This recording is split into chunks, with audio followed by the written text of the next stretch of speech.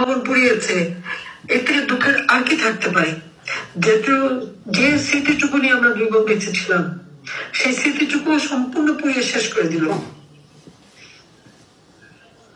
এবং সেখানে তারা রোগী ডান্স করে, আগুন দেয়, আর যেভাবে জাতির পিতাকে তার মোড় ভাঙে এবং তার উপরে অবমাননা করা, যাদের ভিতরে এতটুকু রক্ত আছে, বাংলাদেশের মুক্তিযুদ্ধের এতটুকু চেতনা আছে, তারা কি এটা সহ্য করতে পারে? সেজন্য বললাম যে আমাদের তরুণ সমাজ, যুব সমাজ, তাদের কাছে জানতে হবে যে বাংলাদেশ কোথায় ছিল আর আমরা কোথায় কত উন্নত করেছিলাম। আওয়ামী লীগ না আসলে তো কোনদিন এটা হতো না। আজকে যে সবকিছু ধ্বংস করা হলো, সেটা কেন করা হলো? এই কারণে বলা হয়েছিল যে নিত্য প্রয়োজনীয় জিনিসের দাম বেড়েছে, সেই জন্য মানুষ বিক্ষুব্ধ। এখন কি অবস্থা? আমাদের সময় তো খাবার পেত। 1 কোটি পরিবারকে আমরা কার্ড দিলাম মাত্র 30 টাকা কেজিতে চাল, আর 58 লক্ষ পরিবারের জন্য করেছিলাম মাত্র 15 টাকায় 15 কেজিতে চাল কিনতে পারবে। বয়স্ক ভাতা, বিধবা ভাতা, প্রতিবন্ধী ভাতা, মুক্তিযোদ্ধা ভাতা দিয়েছি, সব বন্ধ। 43 লক্ষ কার্ড বাতিল। ওই টাকাটা মেরে খেয়েছে, আর কিচ্ছু না, ওই ইউনুসগণ মেরে খেয়েছে, এটা বাস্তব। আমার ওখানেই কথা যে আজকে যে অত্যাচার নির্যাতন চলছে এবং অবমাননা করা, শিক্ষকদের গলায় জুতোর মালা পরানো, ছাত্রছাত্রীদের প্রিন্সিপালকে নিয়ে গাছের সাথে বাঁধা, পুলিশকে মেরে পা বেঁধে ঝুলিয়ে রাখা, আওয়ামী লীগের নেতার সেই গাজীপুরের জুয়েল, আমাদের জেনারেল সাধারণ সম্পাদক সহগঠিত নেতা কর্মীকে হত্যা এবং পা বেঁধে উপর দিকে, ঠিক মানে একটা কষার দোকানে যেমন পা বেঁধে ঝুলে রাখে, এই ছাত্র নামধারীরা, অস্ত্রধারী এবং ইউনুসের এই মাস্টার মাইন্ডরা ওইভাবে ঝুলিয়ে রেখে পুলিশকে, আওয়ামী লীগের নেতা কর্মীকে হত্যা করেছে এবং নির্যাতন করেছে। এটা কোন ধরনের কথা? একটা অন্তঃসত্ত্বা পুলিশ কনস্টেবল মাপ চেয়েছে, ভাই আমাকে মাপ করেন, আমার পেটে বাচ্চা, আমাকে মাপ দেন, তাকে পিটিয়ে পিটিয়ে মেরেছে। পিটিয়ে মারো, গত কয়েকদিন আগে মারলো। তারপর হিন্দু, বৌদ্ধ, খ্রিস্টান কাউকে তো বাদ দেয়নি। প্রত্যেকের 11টা গির্জা ভেঙেছে, মন্দির ভেঙেছে, বুদ্ধ মঠ ভেঙেছে, এবং হিন্দুরা যখন আন্দোলন করলো সেই ইসকনের লিডারকে গ্রেপ্তার করেছে এবং অমানবিক অত্যাচার শুরু করেছে তাদের উপর। এই মানে সংখ্যালঘুদের উপরে এই অত্যাচার কিসের জন্য? কেন তাদের উপর এইভাবে নির্মম ভাবে তাদের অত্যাচার করা হচ্ছে এবং তাদের উপর হামলা করা হচ্ছে? সেটাই তো প্রশ্ন। একদিকে সংবাদের লঙ্ঘনে ক্ষমতায় গেছে, জোরে ছিল ক্ষমতায় কি করেছে, তার বিরুদ্ধে দুর্নীতির মামলা হয়েছিল 6টা, সাথে সাথে সেই মামলা বাতিল। 666 কোটি টাকা তার কাছে ট্যাক্স, আর কি কোনো সম্পত্তি নেই, এত ট্যাক্স আর করবে, সেই ট্যাক্স সে দেবে না, সেটাও মানে বাতিল করে দেওয়া হবে।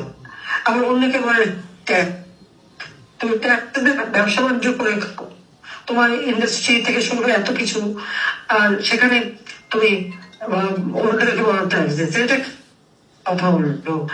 আজকে একটা মানুষকে অপমান করতে করতে এমন জায়গায় সংসদ ভবন যেমন আক্রমণ, সেই সাথে যাবে প্রধান বিচারপতি লাঠি সোটা নিয়ে তার ভাই আক্রমণ এবং হাইকোর্টে আক্রমণ। বিএনপি জামাত যা ছিল তারা এই কথা ভুলে যায় কেন?